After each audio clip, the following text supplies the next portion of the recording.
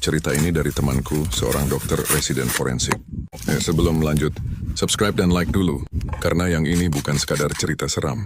Ini tentang jenazah yang membongkar kebenaran. Suatu malam masuk jenazah laki-laki usia sekitar 35 tahun. Kasusnya dicatat sebagai kecelakaan tunggal. Motor menabrak pembatas jalan. Tidak ada saksi. Semua orang yakin itu murni kecelakaan. Temanku berdiri di ruang autopsi yang dingin. Hanya ditemani suara dengan pendingin. Seperti biasa, sebelum mulai dia berbisik pelan. Kalau memang ada yang janggal, bantu saya temukan. Lampu di atas meja berkedip sekali. Dia mengabaikannya. Saat memeriksa bagian luar tubuh, tidak ada luka mencurigakan selain lecet akibat aspal. Tapi saat dia menyentuh leher korban, dia merasa ada sesuatu yang tidak pas. Dan di saat itulah sesuatu terjadi.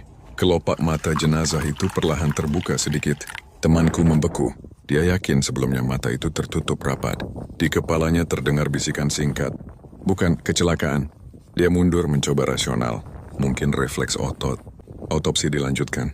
Saat membuka jaringan leher lebih dalam, dia menemukan memar halus di sekitar tulang hyoid. Ada perdarahan kecil di otot leher bagian dalam. Tanda pencekikan, bukan benturan setang. Lebih aneh lagi, paru-paru korban menunjukkan tanda kekurangan oksigen sebelum benturan keras terjadi. Artinya, korban sudah dicekik atau ditekan lehernya sebelum motornya jatuh.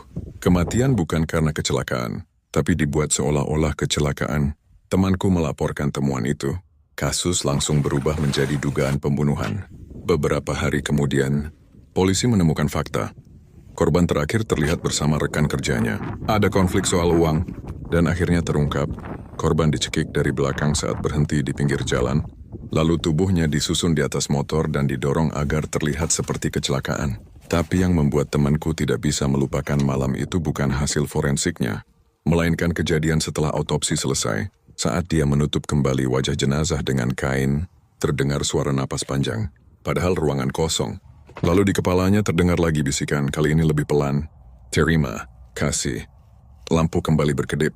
Dan untuk sepersekian detik, di refleksi stainless steel meja autopsi, dia melihat bayangan korban berdiri di belakangnya. Tidak terluka.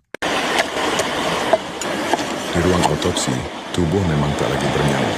Tapi kebenaran kadang masih mencari cara untuk berbicara, dan kadang yang paling menyeramkan bukan melihat di atas meja, tapi fakta bahwa mereka tahu siapa yang membuat mereka sampai di sana.